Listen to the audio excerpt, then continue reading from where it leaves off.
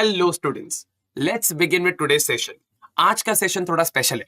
Undoubtedly आपने बहुत preparation कर लिया होगा, बहुत सारे एमसीक्यू सॉल्व कर लिए होंगे, ठीक है। एंड जो आपको डिफिकल्ट कंसेप्ट लग रहे हैं उनको दैट इज आपने रिवाइज कर लिया होगा।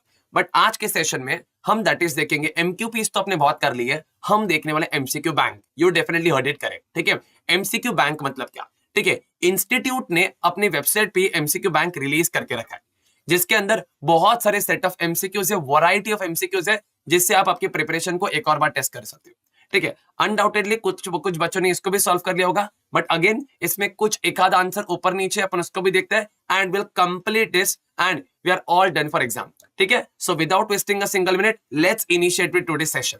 चलो शुरुआत करते हैं। सर, सबसे पहला question, who was the father of economics? Sir, father of economics कौन है? See, like I always say that is कि फर्स्ट लेक्चर में अपन बात करते हैं इकोनॉमिक्स पढ़ने से पहले उसके पिताजी के बारे में, हमारे को उसके फादर के बारे में तो पता होना चाहिए। So undoubtedly father of economics is none other than अपने प्रोफेसर एडम स्मिथ। बहुत बच्चे उनको मार्शल के साथ कंफ्यूज करते हैं। ये होता है बिकॉज अपने मार्शल के, प्रोफेसर अल्फ्रेड मार्शल के बहुत सारे लॉज अपन ने पढ़े, बीट अपना law of demand, law of supply, also law of DMU. But law of DMU originally it was not being propounded or given by Professor Alfred Marshall. It was being given by Professor Gaussen. Professor Gossen ji ने ये law को दिया था। उसके बाद इसको discuss in detail जिसने किया था वो थे अपने प्रोफेसर मार्शल, ठीक है। सो अपने बहुत से बच्चे, बहुत बार हमारे को कंफ्यूजन होता है, but there is no confusion at all. आप पिताजी चेंज नहीं कर सकते इकोनॉमिक्स के, ठीक है। So actual original father of economics is none other than professor Adam Smith, ठीक है। चलो अब नेक्स्ट एमसीक्यू, हाँ very good MCQ, that is normative economics. अभी नॉर्मेटिव इकोनॉमिक्स किसके बारे में बात करते हैं? ऑप्शन देखने से पहले आप समझो। अब नॉर्मेटिव इकोनॉमिक्स में नटशेल में इसको कोट करूंगा। Normative economics is nothing but, ये नॉर्मेटिव इकोनॉमिक्स की थियरी ये बताती है कि हमारे को क्या करना चाहिए, व्हाट शुड बी डन। हमारी जो प्रॉब्लम है उसको हम लोग कैसे सॉल्व करेंगे, हमारे सामने जो कॉन्सिक्वेंसेस है हम उसको किस प्रकार डेल्ट विद करेंगे, ठीक है। It does not take into consideration that is क्या हो रहा है, हाँ क्या हो रहा है ये कंसिडरेशन नहीं लिया, बट वो सीधा बताता है कि क्या करना चाहिए इसके ऊपर। जो गिवन सेट ऑफ प्रॉब्लम को कैसे आपको सॉल्व करना चाहिए, वो सारे रास्ते जो प्रोफाउंड करता है वो हमारे को शो करता है। That is something which is normative economic theory deals with. So here how the problem should be conducted और how the problem should be solved comes into the area of normative economic theory, ठीक है। चलो, so D option would be correct in that area. Let's move forward.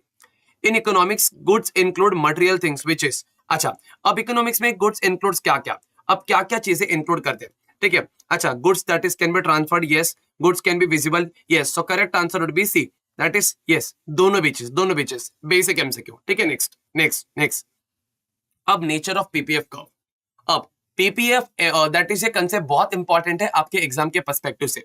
सी, हमने original lectures में भी किया था PPF, that is production possibility frontier या फिर प्रोडक्शन पॉसिबिलिटी कर्व या फिर प्रोडक्शन पॉसिबिलिटी बाउंड्री। ये जो कर्व होती है ओरिजिनली, अगर मैं इसको बना करके आपको बताऊं, सी दिस इज अपने प्रोडक्शन पॉसिबिलिटी कर्व होती है। This is your production possibility curve, ठीक है। This is the production possibility curve. It is product, example आपका प्रोडक्ट ए है, आपका प्रोडक्ट मान लो बी है, एक्स एक्सिस वाई एक्सिस। अभी पहली बात तो ये production possibility curve P P C, या फिर इसको अपन बोलेंगे it is also called as a PPF, that is production possibility frontier, या फिर हम इसको प्रोडक्शन पॉसिबिलिटी बाउंड्री के नाम से भी इसको जान सकते हैं, ठीक है। अब दैट इज ए कंसेप्ट, ये क्या बताता है, अगर मान लो मैं प्रोडक्ट बी इतने लेवल का प्रिपेयर करता हूं, so that is I will be able to make the product A थोड़े लेवल का। इसका मतलब क्या, इट इज अ सब्स्टिट्यूशन, मतलब मेरे पास जो रिसोर्सेस है वो बहुत लिमिटेड है, बट उसका यूज हम दैट इज क्या करेंगे अच्छी तरह, मतलब उसके मल्टीपल यूजेस है, ठीक है। सो दैट इज अगर मान लो मेरे पास लिमिटेड रिसोर्स है, सो अगर मैं इतने क्वांटिटी का प्रोडक्ट ए बनाता हूं, सो आई विल प्रोडक्ट बी इतने क्वांटिटी का अगर बनाता हूं तो प्रोडक्ट ए के लिए मेरे पास बहुत कम क्वांटिटी रह जाएगा। It is called marginal rate technical substitution. So margin rate of technical substitution हमारे को यह दर्शाता है कि अगर आप एक कमोडिटी के लिए ज्यादा इनपुट यूज करते हो, सो इन दैट सर्कमस्टेंस आपको दूसरे कमोडिटी के लिए बहुत कम इनपुट यूज करने मिलेगा। So you are substituting one over the another, that is called as a marginal rate of technical substitution, ठीक है। सो यहाँ पे that is it is called as opportunity cost. अगर आप एक अपॉर्चुनिटी ग्रैब करोगे तो दूसरी अपॉर्चुनिटी आप लॉस्ट करेंगे। सो अगर नेक्स्ट केस में देखो, अगर मैं सोचता हूँ कि प्रोडक्ट ए ज्यादा बनाऊं, if I make this level of product ए, ठीक है. सो इन दैट सर्कमस्टांस मैं प्रोडक्ट भी बहुत कम क्वांटिटी का बना पाऊंगा. ठीक है. सो यहाँ पे अपने को क्या पूछा है, पीपीएफ, जो पीपीएफ कर्व है या फिर पीपीसी कर्व, उसका शेप कैसा है. It has the slope none other than which is क्या, that is concave to the origin, which is concave to the origin. ठीक है, कॉनकेव है. ठीक है, चलो ध्यान दो ध्यान दो ध्यान दो. क्या पूछा है, the nature of PPF curve is convex. No, it is concave to the origin. The correct answer here is that is option B. Next, point elasticity of demand. अब point elasticity of, see elasticity of demand, ये demand के सारे concept professor Alfred Marshall जी ने दिए थे in his book Principle of Economics, which was published in the year 1890. So here the point elasticity of demand was propounded by whom? It is none other than Professor Alfred Marshall. Clear हुआ क्या? चलो अभी अपन आगे बढ़ेंगे. Next. Luxury goods have dash degree of elasticity. Very good question. Very good. Guys, there are two category of goods, or there are nature of goods में दो प्रकार होते हैं. एक होता है necessity nature goods and other one that is luxury nature goods. अब necessity and luxury में फर्क है. कैसे क्या? चलो अपन इसके अंदर समझते और देखते भी इसको. अब what happens is, अब that is here what happens is that is degree of elasticity. अगर बात करते हैं necessity goods, उसके अंदर ना elasticity of demand ना low होता है. I'll tell you why. Because people can't shift. Even if the price of the salt goes up, we're still going to consume the salt. And in the same commodity, in the same quantity also. Example, medicine. आपके लिए medicine essential है, वो essential goods है. ठीक है, तो उसका price बढ़े चाहे कम हो, आपका इलास्टिसिटी ऑफ डिमांड शिफ्ट नहीं होगा, उतना है उतना ही रहेगा वो.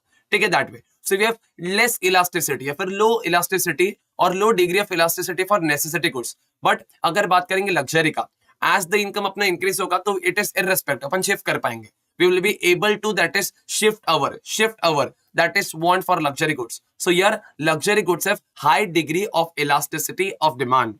ठीक है, high. So your option is going to be A. Next, हाँ, ये थोड़ा डिस्प्यूटेड क्वेश्चन है क्योंकि सर मॉड्यूल कुछ और बोलता है एंड दैट इज ये जो इंस्टीट्यूट ने रिलीज किया है ये कुछ और कह रहा है. Because it is now recently being got introduced. Dash is the functional relationship between physical input and physical output. इसको अपन क्या बोलेंगे, पहले इसका आंसर था input output function. No, but actually इसको प्रोडक्शन फंक्शन ही कहेंगे बिकॉज इनपुट के मदद से अपन आउटपुट को दैट इज क्या कर सकते हैं, बना सकते हैं. ठीक है, so input plus factors of production is equal two output. Ultimately factors of production in itself is an input, but all together the correct answer here would be production function. Finally, institute has given clarification upon it. Clear है क्या? Let's move forward swiftly in the topic. Next, at the point of inflection, TP will generally. Wow, ये क्या question है, क्या ही question है. चलो अपन इसको बनाने की पूरी कोशिश करते हैं.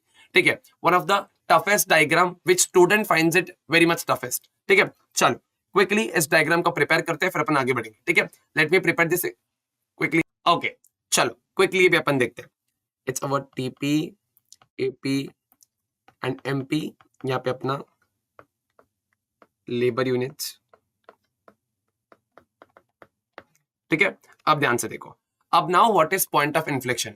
The highest point of MP is considered as a point of inflection. ठीक है, अब यहाँ पे दैट इज देखो ये पॉइंट ऑफ इन्फ्लेक्शन है. ठीक है, व्हेन दैट इज मान लो अपना दैट इज विच अपना MP is the highest point. ठीक है, हाईएस्ट पॉइंट अपना MP अपने इसको कंसिडर किया. अब जब at point of inflection what is happening. अब क्वेश्चन देखते हैं क्या पूछा है. देखो, at the point of inflection TP will generally, TP के साथ क्या होगा बेटा, पॉइंट ऑफ इन्फ्लेक्शन के वक्त TP के साथ क्या होगा. ठीक है, सो दैट इज TP क्या कर रहा है. ओके, अब ध्यान दो. अगर अपन बात करेंगे stage 1 comes to an end कब that is AP and MP intersect.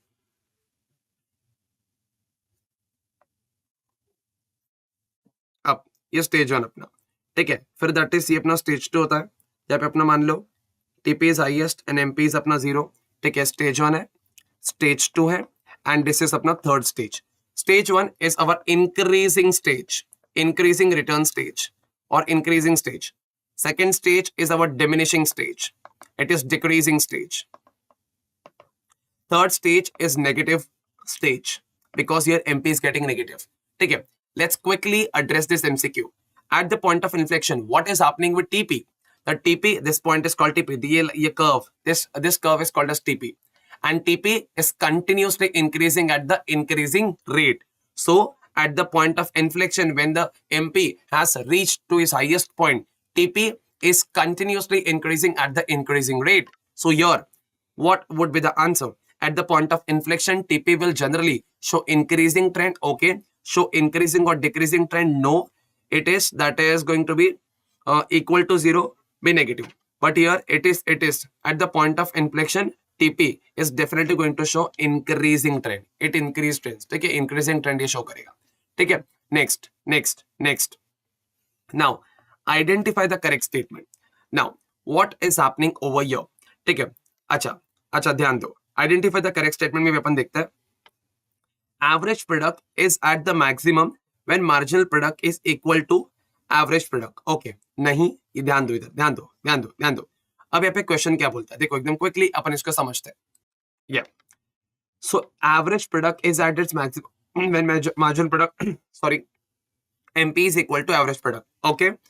LRTS, that is law of increasing returns to scale, relates to effect of changes in factor proportions. Economies of scale arise only because of indivisibilities of factors of proportions. Not exactly. Okay. Internal economics of scale can accrue only to exporting sector. No, it does not work. So no. So here it is the correct that AP is at the maximum. Okay, when MP intersects to AP. Correct. अपन इसको देख भी सकते हैं. ध्यान दो. जब AP ये AP and MP जब एक दूसरे को intersect करते हैं, तब at that point here that is AP has reached to its highest point. So here that is option A would be the correct. ठीक है, so आपका option A correct हो जाएगा. Clear है क्या? चलो, let's move to the next. Okay, let's move to the next one. That is modes of production was propounded by. Who has propounded the modes of production? It's none other than Professor Karl Marx. The option B would be the correct one. Next, which of the following is not a factor in a market supply of a product? तो market supply में कौन सा factor नहीं है? Cost of production definitely है. So cost of production affects the market supply. Next, that is market price of the product. Yes, ये भी affect करता है. ठीक है. Next, price of the related product. तो price of the related product जैसे substitute goods and complementary goods ये सारे, so ये भी affect करते हैं. But number of buyers, no, it does not affect. The correct answer would be here B. So number of buyers would be the correct option. Next, price elasticity of product will be more elastic. अरे ऊपर पूछा था less elastic किस में होता है? So that is luxury के case में less elastic होता है. But in the case of so in the luxury के केस में वो more elastic होता है. Necessity के केस में it is less elastic. ठीक है, that is inelastic. But यहाँ पे क्या पूछा है? Price elasticity of demand for product will be more elastic. Elastic कब ज्यादा होगा? तो ज्यादा elastic कब होगा? It is none other than अपने that is जब ऐसा प्रोडक्ट जो लग्जरी वाले उसके बहुत सब्स्टिट्यूट्स है. ठीक है, अगर बात करें कार की भी, हमारे पास बहुत मल्टीपल कार की ऑप्शंस है. जब आपके पास बहुत ज्यादा, तो people can shift. It is more elastic. बहुत ज्यादा चेंज हो सकता है. That is more elastic. ठीक है, so here price elasticity of demand for product will be more elastic if it has number of substitute. ठीक है, बहुत ज्यादा सब्स्टिट्यूट है तो लोगों के पास अगर ये नहीं तो वो, ये नहीं तो वो, ये नहीं तो वो, it has got more number of substitute, तो फिर वो ज्यादा इलास्टिक होगा. अब next, all the factors of production will become variable when in that is long run के short run. It is always in the long run. ठीक है, because सारे factors of production variable कब होते हैं? long run में. अगर short run की बात करेंगे तो एक factor fix होता है और एक factor होता है that is constant. मतलब एक factor constant, एक factor variable. तो एक factor जो constant होता है that is अपना capital और जो change होता है that is अपना labor. But whereas in the case of long run all the factors of production become variable. ठीक है, चलो. So your correct option would be C. That is अपना long run. Next. What is the maximum point of TP? See, when TP is highest, MP becomes 0. See, so when AP becomes 0, no. When MP becomes 0, yes. At the intersecting point of AP and MP, no. So when that is at the maximum point of TP, what happens? It happens nothing but when TP is maximum, MP becomes 0. ठीक है, next. Rational producer. Lecture में चिल्ला के बताया. ठीक है, rational producer will operate in stage 1, stage 2, stage 3. rational हो तो rational तरीके से जवाब दो, stage 2 में आप ऑपरेट करेंगे. ठीक है, next. Capitalistic economy means where the wealth and income of the country are owned by whom? That is state? No. That is landowners? No. State and public? No. That is bourgeoisie. ठीक है, that way. It is going to be option D. ठीक है, next. In the primitive age, the factors used in production were mainly. अब primitive age में जो factors of production जो mainly use होते थे वो क्या थे? ठीक है, capital, okay, land and labor. land तो yes and labor yes definitely. से primitive age में अगर आप देखोगे लोगों के पास जमीन बहुत थी और लोग दैट इज मजदूर, दैट इज लेबर्स थे। कैपिटल ये आया है बट बाद में एंटर हुआ है, ठीक है। सो प्रिमिटिव एज में land as well as labour were being used, so correct option would be D, that is both labour and land. If PPF linear है, अच्छा क्विकली मैं यहीं पे बताता हूं, ध्यान से देखना। अब दैट इज नहीं, ध्यान दो ध्यान दो ध्यान दो, यहां पे ध्यान दो। अब देखो दैट इज इकोनॉमिक्स में ना 3 प्रकार की कर्व होती है, हमेशा याद रखना 3 प्रकार की कर्व होती है, क्विकली समझना। एक होती है दैट इज अपनी कॉन्वेक्स, एक होती है अपनी कॉनकेव, और एक दैट इज अपनी होती है straight line, that is linear. When अगर आपका कर्व कॉन्वेक्स है, या फिर अगर वो कॉनकेव है, या फिर if it is straight line that is linear है, तो फिर वो क्या दर्शाते हैं? कॉन्वेक्स है तो it will show a decreasing trend, it will show a decreasing trend. Concave में it will show increasing trend. And अगर लीनियर कर्व है इट विल शो कॉन्स्टेंसी, वो कॉन्स्टेंसी दर्शाते हैं, ठीक है। तो यहाँ पे क्वेश्चन में क्या पूछा है?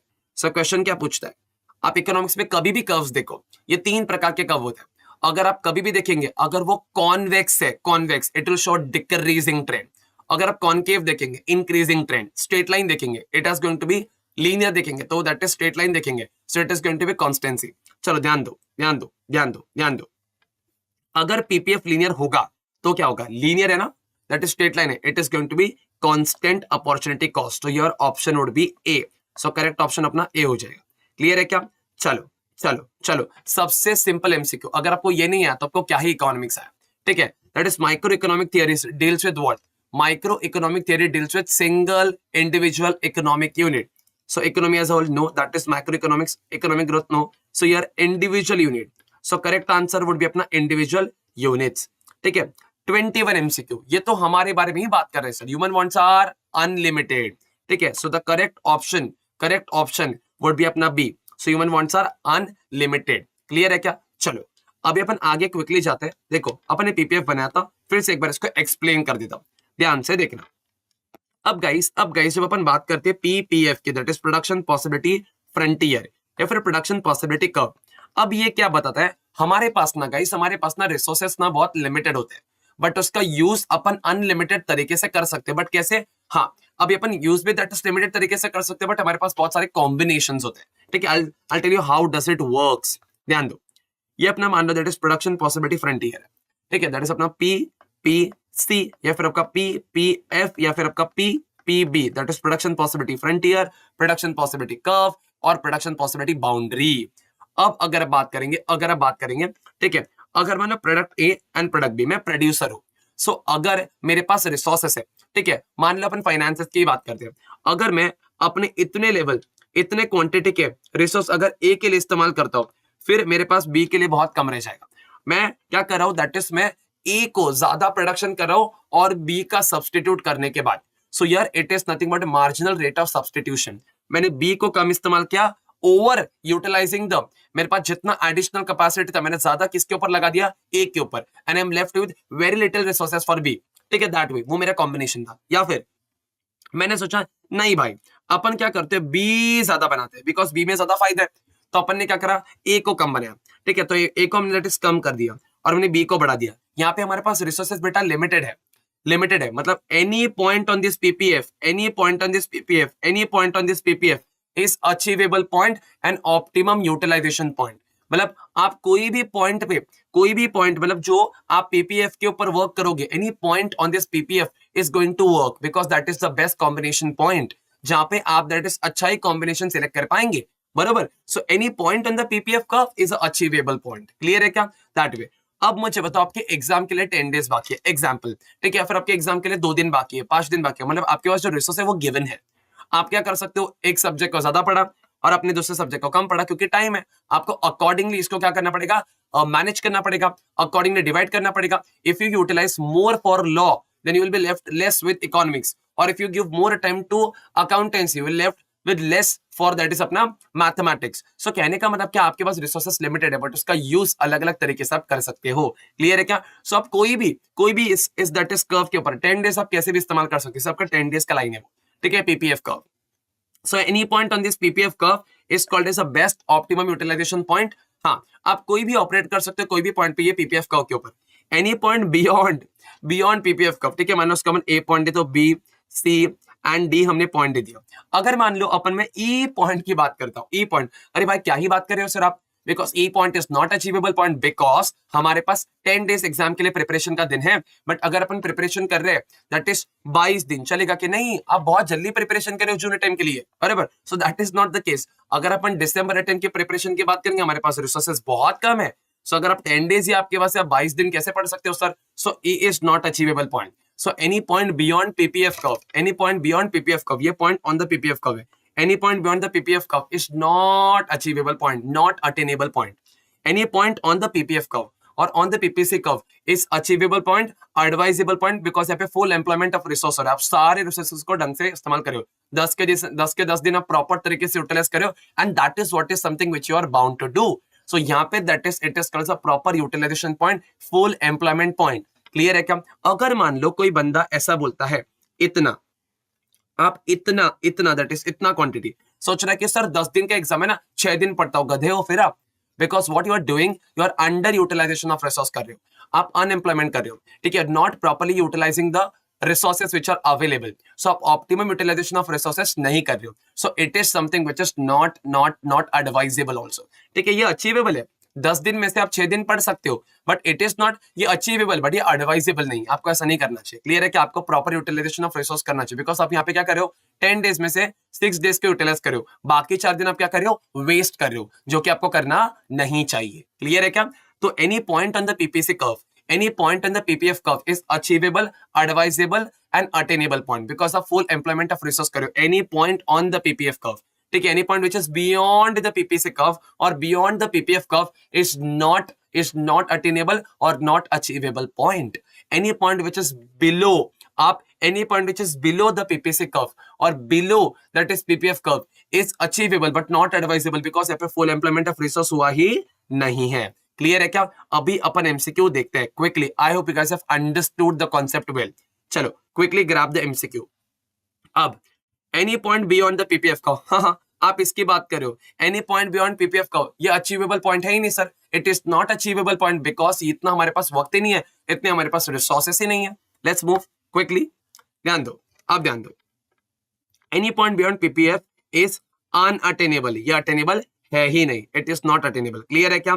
चलो, if an economy is working, ये बहुत अच्छा, आपको पता है पीपीएफ के ऊपर से एक एमसीक्यू हर एक अटेम्प्ट में अभी तक तो आया ही है, so let's not waste the that is ये अटेम्प्ट, मतलब ये अटेम्प्ट में भी इसके ऊपर से एक एमसीक्यू तो आएगा ही आएगा। क्लियर है क्या? चलो देखते हैं, if an economy is working at the point left to the PPF curve that shows क्या, अच्छा एक सेकेंड, ये पीपीएफ कर्व है, ये पीपीएफ कर्व, एक सेकंड मैं अलग लेता हूँ, ये आपका पीपीएफ कर्व है, जिससे पीपीएफ कर्व, ये इसका राइट साइड हो गया, इसका लेफ्ट साइड हो गया। अगर हम यहाँ पे ऑपरेट करें, यहाँ पे कोई ऑपरेट करे, लेफ्ट साइड पे ऑपरेट करे, so it is something which is called as, आप लेफ्ट साइड पे अगर आप ऑपरेट करो, it is something which is called as, आप प्रॉपर यूटिलाइजेशन ऑफ रिसोर्स कर ही नहीं रहे हो। ठीक है, अगर आप उसके अच्छा इस पॉइंट पे करोगे, so you are doing well. अगर मतलब अल्टीमेटली क्या बोल रहा है, पीपीएफ कर्व के नीचे काम करोगे, सो इट इज नॉट एडवाइजेबल। आप काम कर सकते हो बट एडवाइजेबल नहीं, बिकॉज आप प्रॉपर यूटिलाइजेशन ऑफ रिसोर्स कर ही नहीं रहे हो। बियॉन्ड तो आप कर ही नहीं सकते बिकॉज आपके पास एग्जाम के लिए उतने डेज ही नहीं है। ठीक है, अगर वो लेफ्ट बोल रहे मतलब यहाँ की बात करें, यहाँ ये वाला पॉइंट या फिर कोई ये वाला पॉइंट, सो ये एडवाइजेबल है ही नहीं। अब एमसीक्यू नंबर 24 में क्या बोला है, अब उसमें क्या बोला है, if the price of the burger rises, okay this is the word, if the price of the burger rises from 12 to 20, okay अगर प्राइस अपना 12 to 20 इंक्रीज होता है, सो उसके कारण अपना डिमांड, डेयरी सेल्स डिक्रीज हो गया 300 to 200, logic as the price rise demand falls. तो क्या ढूंढने बोले, price elasticity of demand, very easy that is question. चलो क्विकली, अब दैट इज प्राइस अपना कितना था पहले, it was 12, it is being raised to 20। अपना डिमांड की बात किया, डेली सेल्स पहले कितना था, it was 300 burgers daily sold थे, अभी कितना हो चुका है, दैट इज 200। Okay understood. अभी अब मैं कहता हूं प्राइस बढ़ेगा तो डिमांड गिरेगा। अभी अपन इसका फॉर्मूला लिखते हैं। अच्छा, elasticity of demand is equal to percentage change into quantity demand upon percentage change into price. Okay, अभी अपन इसको निकालेंगे। ठीक है, अब ध्यान दो, पहले अपना प्राइस कितना था, प्राइस पहले P1 अपना था दैट इज 12, बट मतलब P2 कितना हो चुका अपना 20, वैसे ही अपना Q1 था दैट इज 300, अब दैट इज कितना हो चुका Q2, दैट इज अपना हो चुका है 200। अभी अगर अपने को that is percentage change into quantity demand निकालना पड़ेगा, फिर अपन प्राइस निकालेंगे, अकॉर्डिंगली अपने को आंसर आएगा। अब ध्यान से देखना, अब that is percentage change into quantity demand अपन कैसे निकालेंगे? इट इज नथिंग बट आपका Q2 minus Q1 divided by Q1। अभी अपना Q2 कितना है? अब Q2 इज नथिंग बट अपना 200 माइनस 300 डिवाइडेड बाय अपना 300। It is going to be our 0.3333 answer आएगा। क्लियर है? Next the most important thing, अभी अपन प्राइस का निकालते हैं, ठीक है। अब दैट इज अपना परसेंटेज चेंज इनटू प्राइस की बात करते हैं। अब प्राइस अपना कितना है? That is it is nothing but अपना P2 minus P1 divided by P1 is equal to P2 that is 20 minus 12 divided by 12. It is will going to get the answer of 0.666. अब अभी अपन इसको divide करेंगे, ठीक है, as per formula वगैरह input करेंगे। It is going to be अपना percentage change into quantity demand कितना है? 0.33, ठीक है, एंड प्राइस अपना 0.66। ओके, तो 0.33 divided by 0.666 will get you answer of 0.5. So here elasticity of demand is going to be 0.5. तो करेक्ट अपना आंसर यहाँ पे होने वाला है, that is option A. Clear है क्या? चलो, अब यहाँ पे नेक्स्ट क्वेश्चन अपने को पूछा है, that is increase in price will result in increase in total revenue. एकदम सिंपल चीज है। अब मेरे को बताओ, अब सेलर प्राइस इंक्रीज क्यों करता है? उसका एक ही इंटेंशन होता है, to raise the price because he wanted to earn the more and more amount of profit. अगर प्राइस बढ़ाऊंगा तो प्रॉफिट बढ़ेगा, अल्टीमेटली ये उसका पर्पस होता है। बट व्हाट हैपेंस इज अब इसके अंदर कहने का मतलब क्या, अगर मान लो ये कब पॉसिबल होगा? अगर प्राइस इंक्रीज करोगे तो आपका डिमांड तो गिरेगा, तो आपके प्राइस इंक्रीज करने का कोई मतलब नहीं है। अगर आपके प्राइस इंक्रीज करने के कारण अगर आपका डिमांड ज्यादा चेंज नहीं होता, then you going to be into a profitable situation. Clear हुआ क्या? That wait is going to be C percentage change into quantity demand is greater than percentage change in price. No, आपने price change किया, इसके कारण demand भी बहुत change हो गया, so it is not going to be in your favour. But अपने percentage change into quantity demand, आपका डिमांड चेंज हुआ बट बहुत कम चेंज हुआ due to change in price. This is अपना करेक्ट आंसर। कहने का मतलब क्या, अगर मान लो मैं पानी की बोतल पहले 10 रुपए की बेचता था, I am willing to sell it for 15 rupees. अब मैं इसका 15 रुपीज इंक्रीज क्यों कर रहा हूँ? ये मेरा simple intention, I wanted to earn the profit. मेरे को ज्यादा प्रॉफिट चाहिए, ज्यादा रेवेन्यू चाहिए। तो ज्यादा रेवेन्यू कब मिलेगा? मेरे प्राइस बढ़ाने के कारण भी अगर सामने वाले person that is customers demand में ज्यादा अगर चेंजेस ना करते, मतलब अगर कस्टमर्स ने प्राइस बढ़ा दिया और परचेस से करे नहीं आ रहे, सो इन दैट केस तो फिर मेरा टोटल रेवेन्यू बढ़ाने का इंटेंशन अचीव नहीं होगा। So due to my increase in price, if my customers are continue to buy or in the same quantity, in that circumstance I will be able to get the more revenue. अब simple बात करते हैं, मैंने price increase कर दिया। अब जब 10 रुपए की एक बॉटल बेचता था, डेली के 500 कस्टमर्स परचेस करते थे। अब मैंने 500 का दैट इज अच्छा, अब मैंने प्राइस 10 से 15 कर दिया, फिर कस्टमर जो परचेस करे 498 परचेस करते, 2 कस्टमर्स चलेगा, but that is change in demand थोड़ा कम है। क्लियर है कि नहीं? That it is going to be ऐसा। अब नेक्स्ट, तब that is the correct answer भी अपना option B. Which of this will have a inelastic supply? Inelastic supply कौन से केस में होता है? पेरिशेबल गुड्स के केस में होता है। Next, the supply function of the product X is as okay. ठीक है, अपन इसको सॉल्व करते हैं। चलो चलो अपन सप्लाई फंक्शन देखते हैं। चलो क्विकली चलो। अब 27 किसकी बात करते हैं? अब S X is equal to 5px plus 3। हाँ, अब where px is equal to कितना है? px इज इक्वल टू अपना 2 है। चलो अभी अपन इसको प्लॉट करके देखते हैं। So in that circumstance sx is equal to 5px plus 3, which is अपना 5px की जगह हो जाएगा 2 प्लस 3। सो यहाँ पे अपना 5 2 से 10, okay, plus 13, so 3 that is going to अपना 13। सो 13 अपना आंसर आया। ओके, ऑप्शन है क्या? यस, तो ऑप्शन इज अपना B, it is going to be correct. अच्छा, variable factor means those factors of production which keeps on changing. ठीक है, जो चेंज होता है शॉर्ट रन में हो या फिर लॉन्ग रन में। लेबर शॉर्ट रन में भी चेंज होता है और लॉन्ग रन में भी चेंज होता है, which can be change in short run also और लॉन्ग रन आल्सो, दोनों में। ठीक है, so it is both A and B is correct. Next, if the MP of a product labor A is below the average product of the labor, it must be true that okay the MP is below AP. Okay, अपने पास very good question। चलो quickly अपन इसको मैं दिखाता हूँ आपको। I already have made this diagram। चलो देखते हैं अपन। हाँ, अब ध्यान दो, अपना MP नीचे है एंड AP ऊपर है। वहां पे अपना पूछा भी क्वेश्चन क्या है? if MP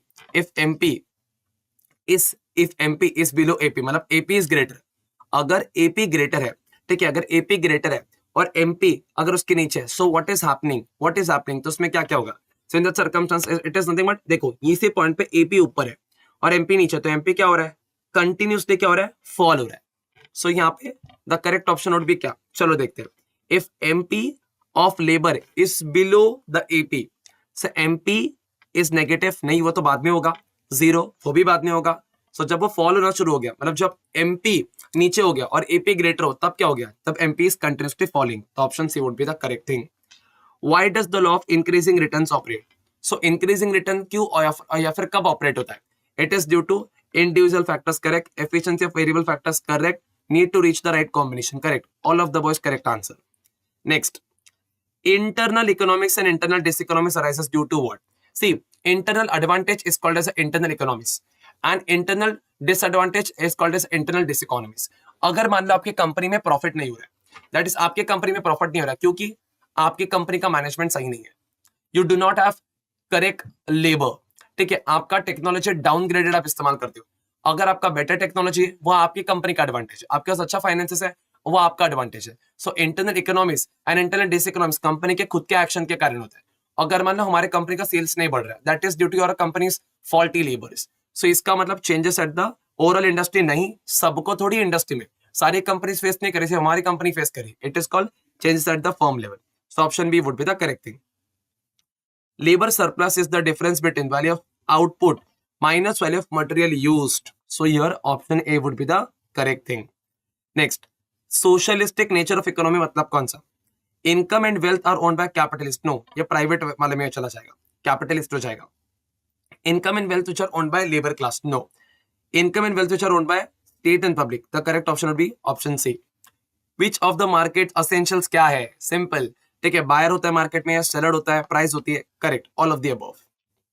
नेक्स्ट, अच्छा, लॉन्ग रन में the prices are always governed by cost of production, whereas in the case of short run the prices are governed by demand and supply forces. Clear है? चलो, in a long run perfect competition earns. Long run में perfect competition हो या फिर monopolistic competition हो, they always going to earn normal profit only. Why sir? Why? It is because in long run many firms joins into the market. So फिर market का जो भी share है वो सब दैट इज पार्टिसिपेंट्स में divide होता है. सो कोई एक पर्सन को ज्यादा प्रॉफिट नहीं होगा, सबको प्रॉफिट होगा थोड़ा थोड़ा. Everyone is going to earn the normal profit only. ठीक है, सो या it is called as a normal profit only. Clear है क्या? Okay. A firm faces shut down situation when.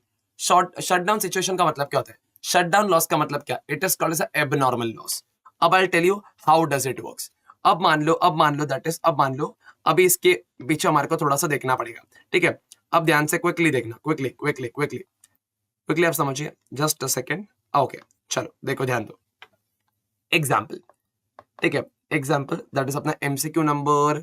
It is going to be approximately अपना MCQ number होना चाहिए 40s में होगा कोई. ओके, फॉर 39-40 में होना चाहिए. ओके, चलो 37 है, 37th एमसीक्यू अपना. आप ध्यान से समझना. Example that is I am preparing burger. ठीक है, बर्गर प्रोडक्शन का बिजनेस है. I prepared the burger for rupees 100 में बर्गर मैंने बनाया. It is my average cost, एक बर्गर बनने का cost. And I sell the burger into the market for rupees 120. It is my average revenue. बराबर? Fair enough. My average revenue is greater than average cost. मतलब I'm selling the burger at rupees 120 and preparing it for rupees 100. I'm working into profitability. This profit is called as a excess profit. It is also called as supernormal profit. It is also called as a abnormal profit. अच्छा है profit. Clear है now? Due to market horizons, I have to get my price down. My sales was not getting increased. तो मैंने price को कम कर दिया. Simple strategy. I'm selling it for rupees 80. बाप रे, you're selling it for rupees 80. That is average earnings 80. But average cost is आपका rupees 100. Product बनाते हो आप, that is 100 में, आप बेच रहे हो 80 में. लॉस तो है बॉस, लॉस तो है. बट फाइंड आउट करेंगे शट डाउन पॉइंट लॉस है कि normal loss. Because at every loss you will not be able to shut down the business, क्योंकि बिजनेस में there is profit, there is loss at times.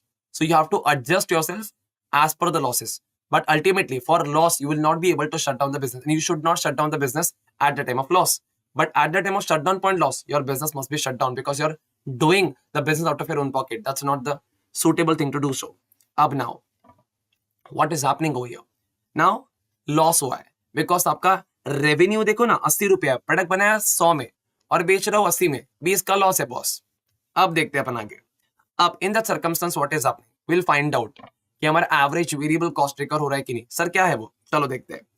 Actually जो product को बनाने का खर्चा हुआ है 100 रुपया, but bifurcated average fix cost plus average variable cost के बीच में 100 रुपए का प्रोडक्ट तो बनता है बर्गर, बट एक्चुअली बन पटेटोस जो पूरा पैटी वैटी बनाने का एक्चुअल जो खर्चा है वो 80 रुपीज है. नेक्स्ट मान लो अपना एवरेज वेरिएबल कॉस्ट, एक सेकेंड, जस्ट माय बैड, जो पैटी वैटी बनाने का खर्चा एक्चुअली वो 80 रुपीज है वेरिएबल कॉस्ट, एक्चुअल प्रोडक्ट बनाने का खर्चा, और बाकी 20 रुपीज कैसे. इट इज नथिंग बट अपना marketing cost, it is advertisement cost, it is rent का कॉस्ट जो मैंने हर एक इनपुट में डालकर, मतलब हर एक अपने प्रोडक्ट के अंदर डाल के रखा है. सो माय एक्चुअल 100 रुपीज का बाइफरकेशन इज, जो एक्चुअल बर्गर बनाने का खर्चा वो 80 है, ये है वो, उतना तो बेटर रिकवर होना चाहिए. अगर ये भी रिकवर नहीं हो रहा है तो फिर आपका जोरदार लॉस हो रहा है. सी आप ऑलरेडी प्रोडक्ट 100 में बना रहे हो और 80 में बेच रहे हो, तो ऑलरेडी आपका 20 रुपए का लॉस है. ठीक है, इट इज डेफिनेटली आपका 20 का लॉस ही है. ठीक है, 100 में आपने कॉस्टिंग करी, ठीक है, आप इसको सेलिंग प्राइस अपने 80 रखा है, तो बॉस लॉस ही है 20 रुपए का. अंडरस्टूड दैट, बट ये लॉस शटडाउन पॉइंट है कि नहीं, तो अपन चेक करेंगे. इस 100 का बाइफरकेशन किया तो एवरेज वेरिएबल कॉस्ट रिकवर होना चाहिए. मान लो गिवन केस में प्राइस रखी, सेलिंग प्राइस अगर मैंने 70 रुपया रखा, तो सेलिंग प्राइस अगर 70 रुपया, दैट इज अपना एवरेज, जेब में 70 रुपया है, तो क्या अपना ये वेरिएबल कॉस्ट भी रिकवर हुआ? क्या वेरिएबल कॉस्ट भी रिकवर नहीं हुआ. इफ अगर वेरिएबल कॉस्ट भी रिकवर नहीं हुआ तो इसको बोलेंगे अपन shutdown point loss. That way अगर मान लो वेरिएबल कॉस्ट रिकवर हो रहा है, so in that circumstance it is going to be अपना नॉर्मल लॉस. तो ध्यान दो. Okay, a firm face shutdown point situation when price is less than average variable cost. आपका प्राइस कम है, एवरेज वेरिएबल कॉस्ट भी रिकवर नहीं हो रहा है. मतलब मान लो आपका एवरेज वेरिएबल कॉस्ट जो प्रोडक्ट का एक्चुअल बनाने का खर्चा 80 रुपए है, आपने प्राइस चार्ज किया 50 रुपया 60 रुपया, तो आपका प्राइस बहुत कम है एवरेज वेरिएबल कॉस्ट से, तो आपको शटडाउन पॉइंट बिजनेस बंद करना ही उचित होगा. Next, a firm makes profit in excess of the normal profit. आपको जो प्रॉफिट हो रहा है नॉर्मल प्रॉफिट से ऊपर प्रॉफिट हो रहा है, सिंपल है, super normal profit. Next, market that satisfy all the essential feature of perfect competition. तो सारे फीचर्स ऑफ परफेक्ट कंपटीशन को सेटिस्फाई करता है, वैसा कौन सा मार्केट है? ठीक है, except the market identity, except the identity of the product. सिर्फ प्रोडक्ट की आइडेंटिटी को सेटिस्फाई नहीं कर पा रहा. So that is going to be a monopolistic competition, because monopolistic competition, the concept which has been coined by E.H. Chamberlain, it contains the features of both the market, perfect competition, monopoly market. But monopolistic market में और perfect competition में बहुत कुछ फर्क नहीं है, but उसमें product का फर्क है, because perfect competition there is a homogeneous product, but in the case of monopolistic competition there is a differentiated product due to selling cost incurred upon it. Next, in the short run, if the price is above the average total cost, सही है ना, आपका cost कम है, price ज्यादा है. मान लो अपने price 120 रखा है, ठीक है, ये आपका एवरेज रेवेन्यू, दैट इज आपका प्राइस हो गया. ठीक है, बट आपका दैट इज कॉस्ट है, कॉस्ट मतलब 100 रुपए है, आपका एवरेज कॉस्ट हो गया, वो एवरेज टोटल कॉस्ट किसका? आपका. इन मोनोपोलिस्टिक कंपटीशन तो क्या होगा? अब पहली बार सुपर नॉन प्रॉफिट होगा, प्रॉफिट तो होगा, बट इससे क्या होगा? बात करें अपन शॉर्ट रन की, तो शॉर्ट रन में इतने प्लेयर्स नहीं होते, लॉन्ग रन में और प्लेयर्स एंटर हो जाएंगे, क्योंकि शॉर्ट रन में देख रहे लोगों की प्रॉफिट कमा रहे, वो उनको देख करके और लोग फॉर्म के अंदर एंटर कर सकते हैं, because there is no entry and exit barriers. So profits and new firms can join the market. Correct? No. So the correct option would be A. Next, which of this is associated with a monopolistic competitive market? Okay. That differentiation correct. Homogeneous product नहीं, ये तो perfect competition का है. Normally shorter नहीं, single buyer नहीं, ऐसा कुछ नहीं होता. It is your A is the correct option. Okay. चलो. In a competitive market, dash is the price maker. Industry is the price maker. Industry is the price maker. Option B would be the correct thing. Next. Demand curve, monopoly demand curve is exactly the same as its average revenue curve, because demand curve is also called as a revenue curve, that is average revenue curve. So here the option which is going to be A is going to be the answer correct. ठीक है, चलो. When the firm is in the long period equilibrium, it gets only, अगर long period equilibrium में आपको that is, अगर कोई भी market हो, मतलब generally that is perfect competition और monopolistic की बात करें, लॉन्ग रन में आपको सिर्फ और सिर्फ नॉर्मल प्रॉफिट ही होगा. ठीक है, that way. So that is here. So it is going to a normal profit. That way. अगर आपका प्रॉफिट होगा तो नॉर्मल प्रॉफिट ही होगा. That way. Next. Equilibrium under perfect competition means क्या? देखो, इक्विलिब्रियम के तीन कंडीशंस, 3 घंटी बजनी चाहिए. MR is equal to MC और MC is equal to MR, one and the same. MR is equal to MC, MC cuts MR from below and profit maximization point. अब ध्यान दो, MR cuts MC from below, no. MC cuts MR from the below, correct. MC curve and MR curve are parallel. No, they are not. AR is equal to MC curve. No. So the correct option would be B. B is the correct option. Penetration pricing मतलब क्या, market में enter करते हो अपन क्या रखेंगे, कम price रखेंगे और later stage में प्राइस को बढ़ा दिया जाता है, that is penetration pricing. Let's find which suits the better. Price will be reduced after gaining the market. नहीं, आफ्टर गेनिंग द मार्केट तो प्राइस बढ़ाएंगे, शुरुआत में प्राइस कम रखेंगे. ध्यान से देखना, बहुत ट्रिकी दिया है. Love this. पेनिट्रेशन प्राइसिंग में शुरुआत में कम रखेंगे, after it will increase the price. यहाँ पे क्या बोले, price will be reduce after. No, ये रॉन्ग है. Reduce price when losing market share, नहीं, ये तो है ही नहीं. Price will be raised later, correct, after gaining market share. तो answer C would be the correct. बाद में प्राइस बढ़ाएंगे ना बेटा, अभी तो प्राइस कम ही रखेंगे. इसको penetration pricing, Jio strategy. One of the example of oligopoly market cosmetic industry. No, इसमें बहुत सारे, that is large number of buyer and sellers है. ठीक है, दैट इज ओलिगोपोली में ऐसा नहीं होता, फ्यू सेलर्स नहीं होता. Cosmetic industry is eliminated. Cartel, no. Automobile industry, technology, okay. Automobile industry is most appropriate. Next, the forces of demand and supply. तो डिमांड एंड सप्लाई के बेसिस पे price determine होता है. क्वांटिटी ऑफ गुड्स, नहीं. The price of goods, okay, yes. Price of different price of goods and customer, no. Demand of customers, no. So option B would be the correct thing. चलो, access profit earn by each firm during short time would attract. अच्छा, आप short run में access profit, that is normal profit कमा सकते हो. Super normal profit की बात करें, एक्सेस प्रॉफिट आप, दैट इज एक्सेस प्रॉफिट या फिर सुपर नॉर्मल प्रॉफिट आप कब कमा सकते हो, सिर्फ और सिर्फ शॉर्ट रन के पीरियड में. इसको देख करके बहुत लोग एंटर करेंगे, बिकॉज मार्केट में कोई एंट्री एग्जिट बैरियर्स नहीं है. New firms to enter the market, correct है. Market share of each firm will be less, yes, क्योंकि अभी 2 जन पूरे मार्केट को रेगुलेट कर रहे थे, 2-3 ही प्लेयर थे. अब दैट इज 30 प्लेयर आ गए, तो सबका मार्केट शेयर कम हो जाएगा, करेक्ट. ये भी there is no barrier to entry, correct. There is free entry and exit barriers. There is no matlab barriers at all. So all of the above would be the correct answer. In monopoly market, there is single firm, single product, correct. Single firm, many substitute identical product, no. Single product, many firm, no. The correct answer is A. The concept of monopolistic competition was introduced by, किसने introduce किया है? It is being introduced by Professor E.H. Chamberlain. ठीक है. Next, which of the following is a near money? Near money क्या होता है? Bills of exchange near money है, yes. Saving bonds है, यस. गिल्टेड सिक्योरिटी, गवर्नमेंट सिक्योरिटीज है, all 3, correct. आपके that is exam में या फिर आपके मॉड्यूल में इतना कंटेंट इनके बारे में नहीं है, but yes, it is correct. That is तीनों भी नियर मनी है, मतलब they can be easily converted into money. Optional money, optional money मतलब क्या, आप मार्केट में लीगल टेंडर नहीं होते. ऑप्शनल मनी, ठीक है. अगर 10 रुपए की नोट 5 रुपए की नोट है तो लीगल टेंडर है, ऑप्शनल मनी नहीं है, तो मेन मनी है, ठीक है, that way. So optional money is not a legal tender money. Next, which of the following function does not serve when used, does money serve when used to measure the price of different goods and service. Okay, तो इसमें से कौन सा ऐसा that is function है जो money को सर्व करता है उसके मेजर प्राइस करने के लिए. सो पहली बात तो मेजर ऑफ वैल्यू होना चाहिए, नहीं है तो देखो, store of value, no. Medium of exchange, अच्छा, ये सारे फंक्शंस ऑफ मनी है, बट इससे अपन मेजर कर सकेंगे price of different goods and service, तो वो नहीं है. मेजर ऑफ वैल्यू होना चाहिए, नहीं, बट नहीं है तो फिर standard of value would be the correct. Standard of value would be the correct answer. Next, which of this affects the demand for money? So that is real income, okay. Price level, to some extent. Rate of interest, okay. This both are most correct. A and C would be the definitely correct one. Which would of this would lead to fall in demand for money? ठीक है, so fall in demand for money किसमें, inflation, okay. Increase in real income, increase in the real rate of interest, increase in wealth. The most appropriate would be option C. Increase in real rate of interest would be the correct answer. Next, supply of money refers to what? Total demand, total money held by public, yes. Total money held by RBI, no, ये तो issuing authority है, ठीक है. Total money held with commercial banks, correct है, and RBI, no. So दोनों एक साथ नहीं. Total money in government account, no. So the correct would be public. See, public के हाथ में अगर ज्यादा पैसा होगा तो अपन बोलेंगे मनी सप्लाई, उसको बोलेंगे, ठीक है. मार्केट में पैसा जो घूम रहा है, that is in the hands of public. See, I tell you, मैं बहुत क्विकली इन सारी चीजों को कैलकुलेट कर रहा हूँ, बिकॉज अगर आपको चाहिए सेम कंटेंट के रिलेटेड तो इसे दैट इज यूट्यूब चैनल के ऊपर आपको 2 लेक्चर्स मिलेंगे, मैराथन लेक्चर 1 एंड 2.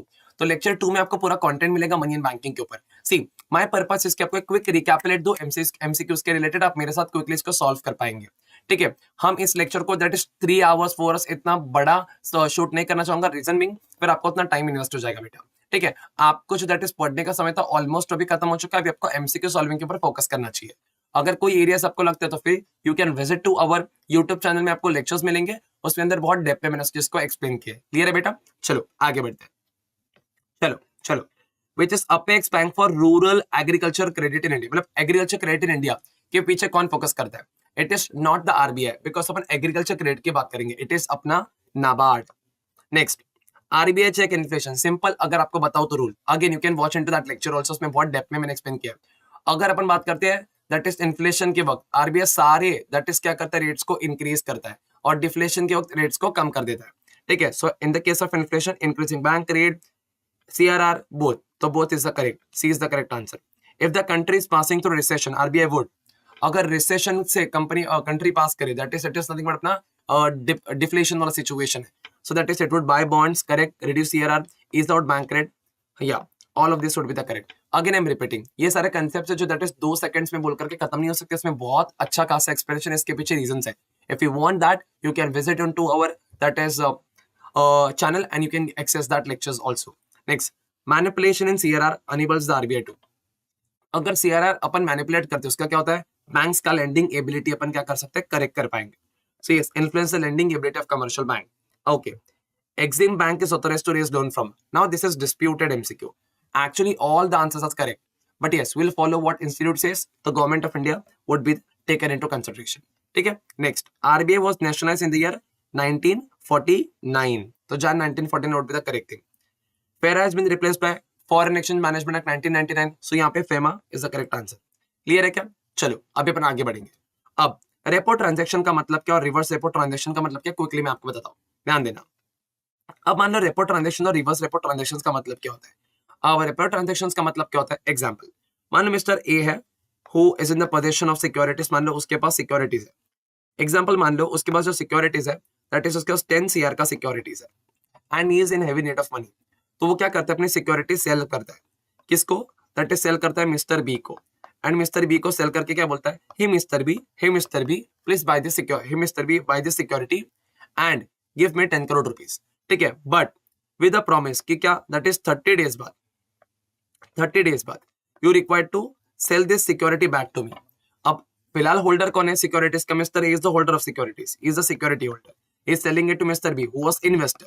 तो उसने क्या बोला, भाई देख मेरे को पैसे की रिक्वायरमेंट है, मैंने सिक्योरिटी परचेस कर लिया, अभी दैट इज 10 करोड़ में मेरी सिक्योरिटी परचेस कर लिया, ठीक है, बट मेरे को दैट इज टू क्या करना है, 30 डेज बाद ये सिक्योरिटीज वापस मेरे को बेच देना। आज ये बेच रहा है, ठीक है, आज ही बेच रहा है और बाद में बोला कि मैं तेरे पास से बाद में वापस क्या करूंगा, परचेस कर लूंगा, ठीक है, परचेस करना मतलब तू मेरे को बेच देना वापस, ठीक है, मैं तेरे पास से परचेस कर लूंगा एट दैट इज 15 CR, ठीक है। सो दैट इज बी को क्या फायदा है, 5 करोड़ का फायदा है। आज तेरे को मैं 10 करोड़ में सिक्योरिटी बेच रहा हूं, तेरे से मेरे को 10 करोड़ मिला, अब दैट इज मैं 30 डेज बाद तेरे पास से फिर से सिक्योरिटी परचेस करूंगा, तो दैट इज मैं 15 करोड़ पे परचेस करूंगा।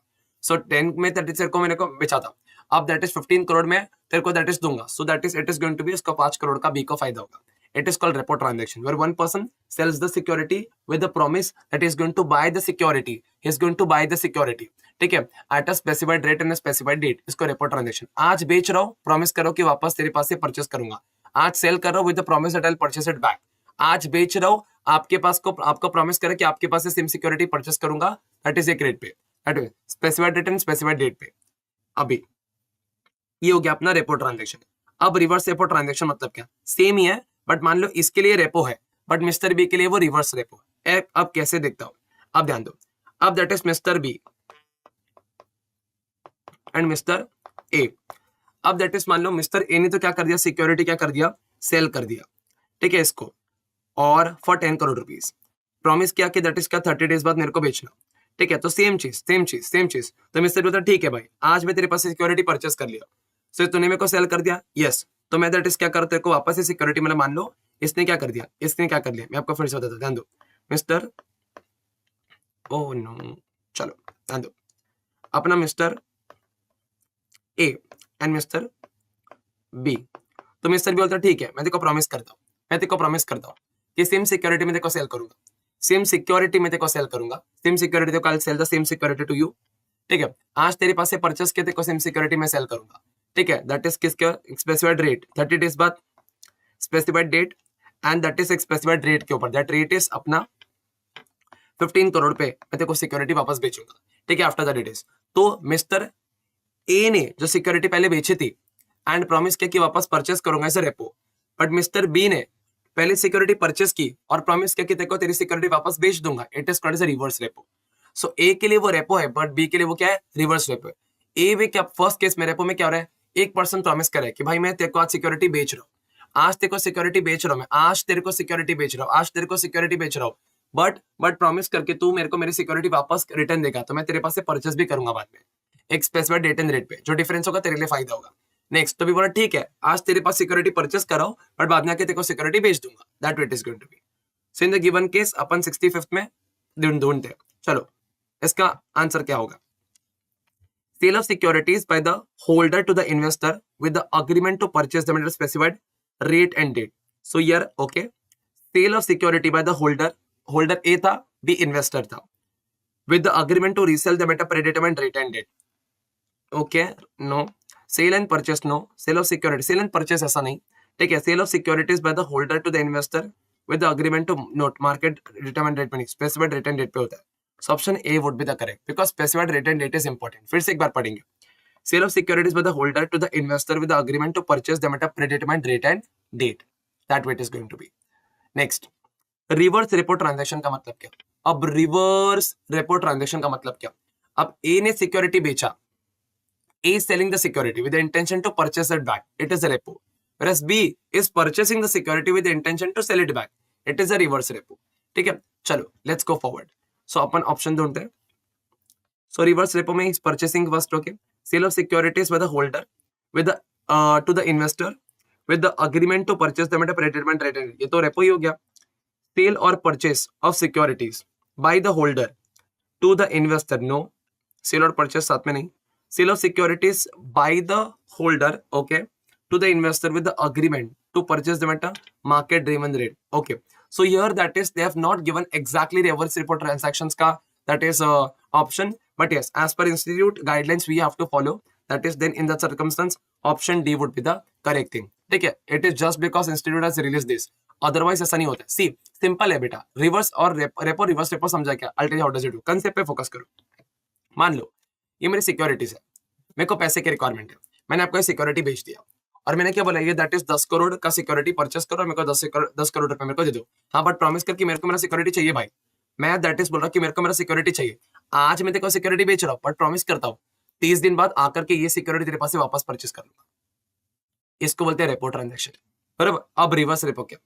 तो आपने बोला हाँ सर आज आपके पास से परचेस करते हैं बट आपको प्रॉमिस करेंगे कि फ्यूचर में आपको आपका सिक्योरिटी वापस बेच देंगे, that is reverse repo.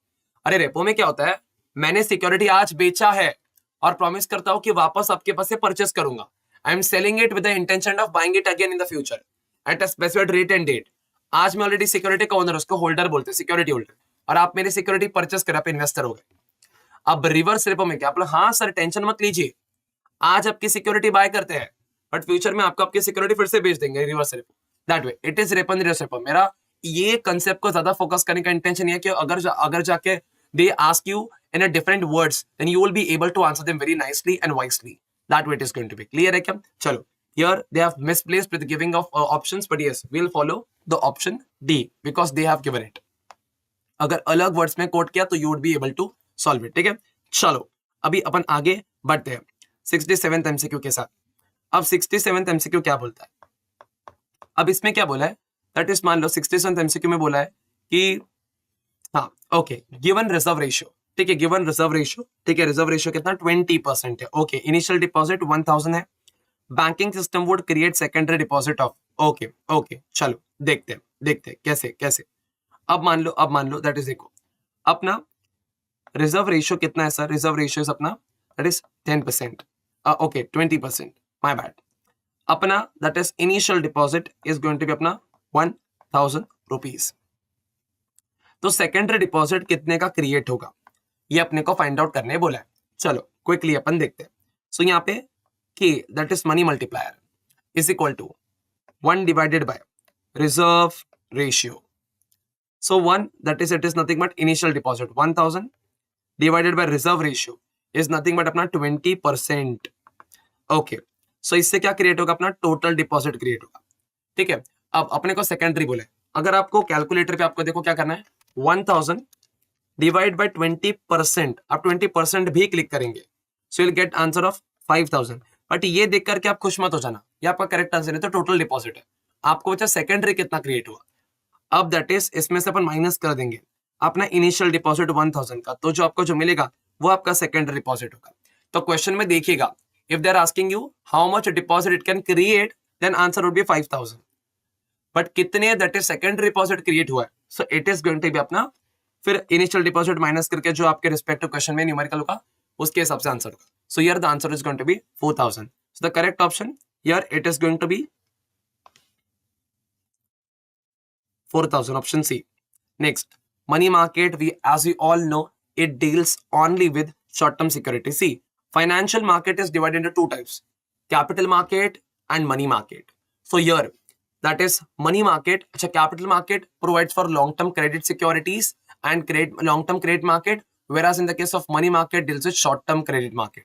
So here, money market deals with the short-term credit only. Next, money market includes who? Government securities, absolutely yes. Treasury bills, definitely yes. Bills of exchange. Sir, what are these? These are the instruments of money market. So all of these would be the correct answer.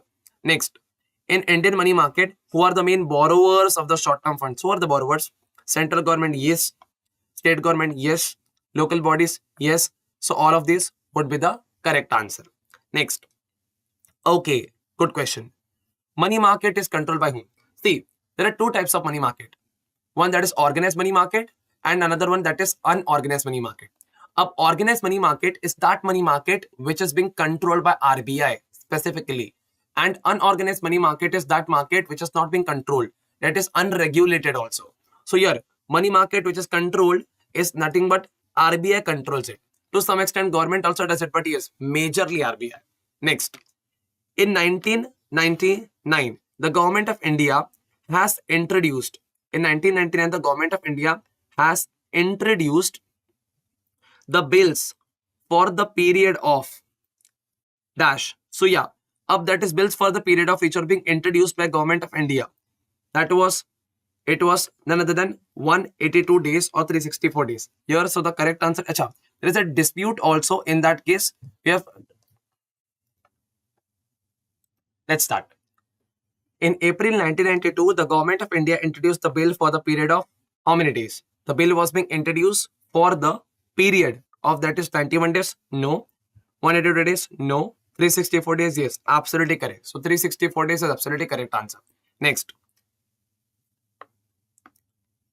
In call money funds, in call money market, funds are being borrowed or lent without any security for the period of that is call money market बोले notice बोलेंगे तो 40 days and call money बोलेंगे तो 1 day. So here the option would be 1 day would be correct thing. Buyer of the goods, अच्छा seller जो bill draw करता है, आप कुछ purchase करोगे तो seller आपको bill देगा तो drawer हो गया और आप हो गए draw भी. So B would be the correct thing. Certificate of deposits are issued by bank to individual also. Yes. Companies, PSUs, all of the both will be the correct answer. Which are unsecured promissory notes? So that is commercial paper are unsecured promissory note. Commercial papers are unsecured promissory note. Option A would be the correct one. Commercial banks provide collateral loan against bonds. Yes, government securities absolutely. Both A and B. Both A and B is absolutely correct. A profit is the difference between what? So profit is the difference between, see, आपका total revenue minus total cost will give you profit. अब मान लो आपकी sales है 6000 की, आपकी cost है 2000 की, आपकी profitability होगी 4000 की. So here that is total revenue minus total cost will going to get you profit. Next, अब internal business environment include factors such as business philosophy and business priorities, correct. Management structure, capital structure, all of the above would be the correct answer.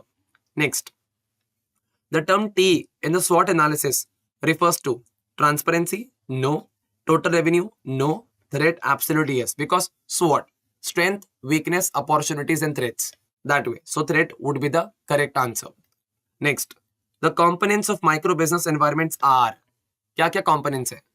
Firms and consumers, market comparators, organization.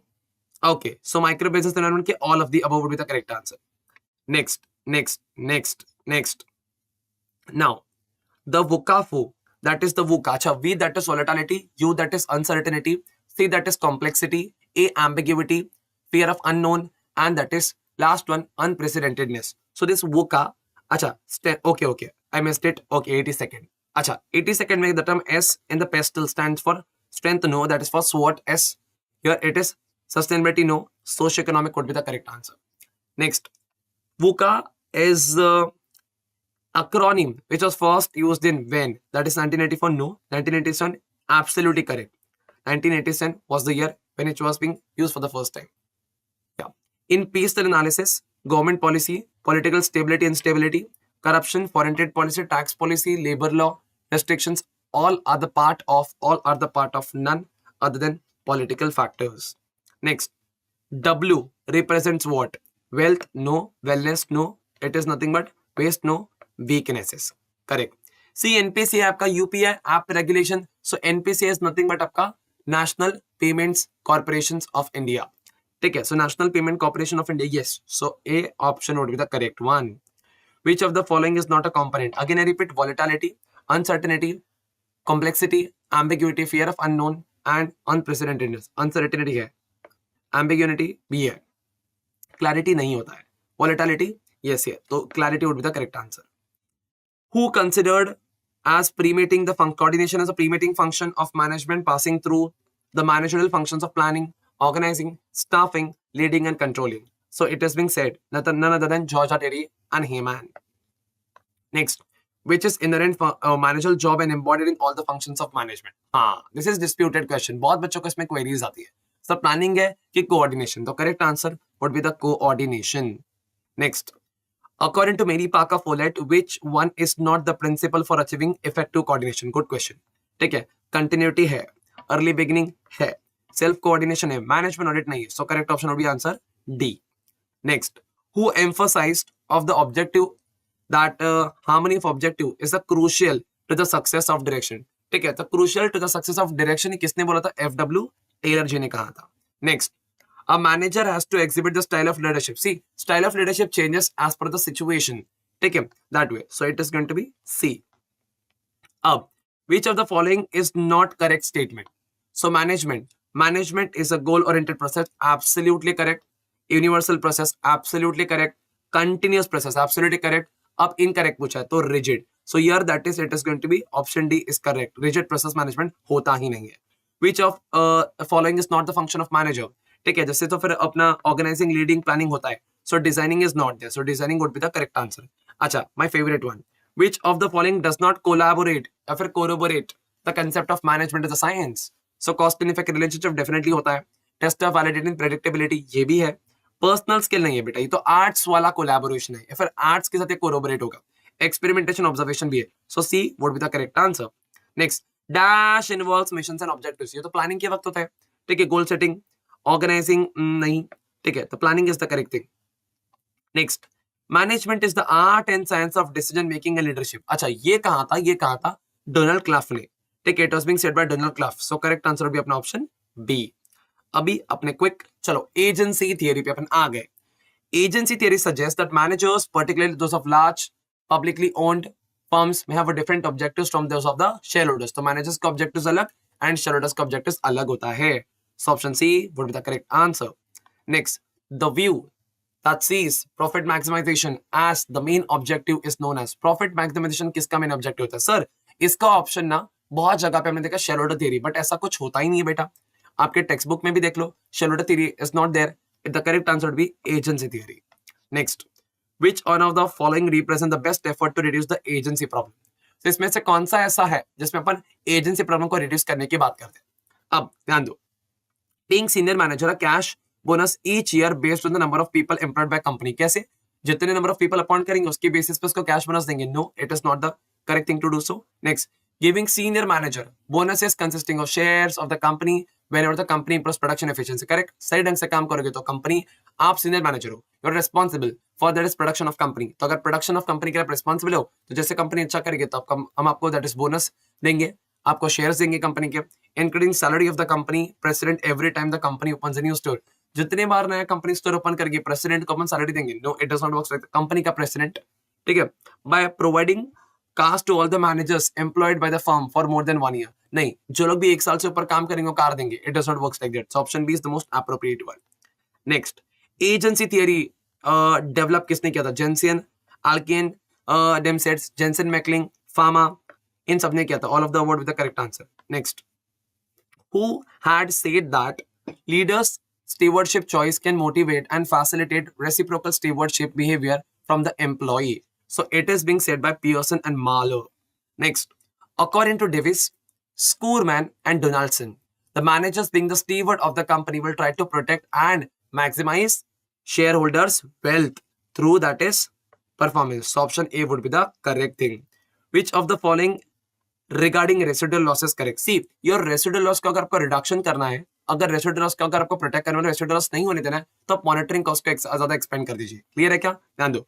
If you spend more on monitoring cost, आपका residual loss ultimately क्या हो जाएगा? कम हो जाएगा. Bonding cost do not have effect on residual loss. No, it is incorrect है. Residual loss is incurred by the agent because of agency relationship exist. Okay. A reduction in residual loss is likely to be the result of increasing the monitoring cost. So correct answer would be option C. ठीक है, चलो next. Which of the following regarding agency theory is correct? अब agency theory के regarding क्या correct है? अभी ये भी बहुत disputed MCQ है sir. Agency theory applies to a large entities. Okay, agency ऐसा नहीं है, छोटे companies को भी apply होता है. Agents are assumed to be in the position of power. Yes, they have the power. Agents act in the best interest of the principal. They must act in the best principle. They must act in the best interest of the principal. Agency theory defines the relationship between agents and directors. No, okay, no, it does not like that. So here the correct answer should be C. C is the correct answer. Next, which of the following is not an agency cost? अब residual loss तो है, bonding cost भी है, monitoring cost भी है, तो C concurrent loss is the not forming a part of agency cost. Hence, C should be the answer. Hence, they ask which is not a part of agency cost. Next, dash is defined as the process of obtaining and maintaining the capable and competent people to fill all the positions from top to operative level.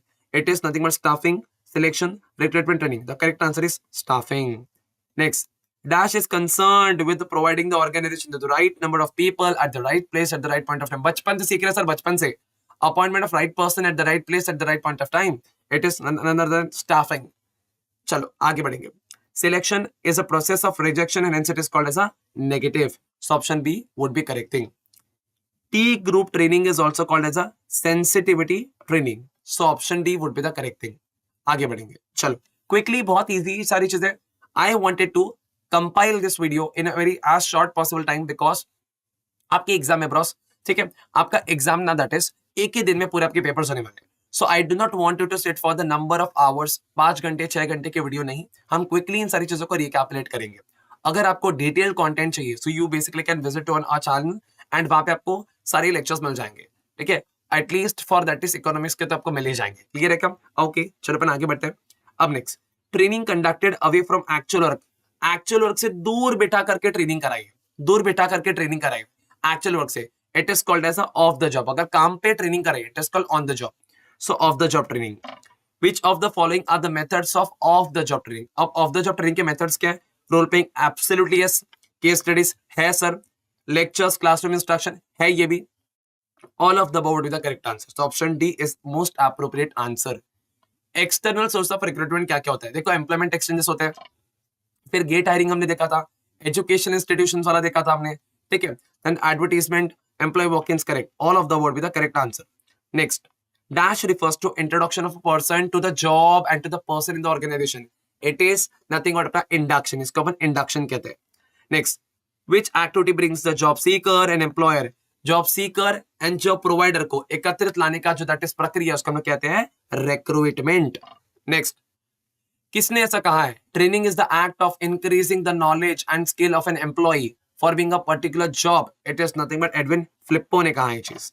And ऐसे कौन से assumptions है जो firm के control के बाहर है? The premises over which, premise मतलब assumptions है, which the firm has no control over. वो controllable no, semi control no, uncontrollable premises. With that, students, we complete our total MCQ bank. So now I hope you guys have understood all the concepts over here. जितने मैंने that is बताए, but I'll tell you that is, see, my purpose was not to record the wholesome video. मेरा सिर्फ इतना purpose था कि आपको एक बार इनके चीजों की ग्लांस मिलनी चाहिए. आप लेक्चर के साथ साथ बैठ करके इसको सॉल्व कर लीजिएगा. Will get the grip over it. ठीक है, and with that is a sign off we hope to see you very well into that is inter, and at the same time आपकी एग्जाम बहुत अच्छी जाए. कुछ भी दैट इज, अगर आपको क्वेरी, कुछ भी डाउट है, please message into the comment section, या फिर आप हमारे इंस्टाग्राम चैनल पे आप कनेक्ट कर सकते हो on that is CMA careers. ठीक है, so with that I sign off. Take all the very best for your exam. Take care, do well, bye guys.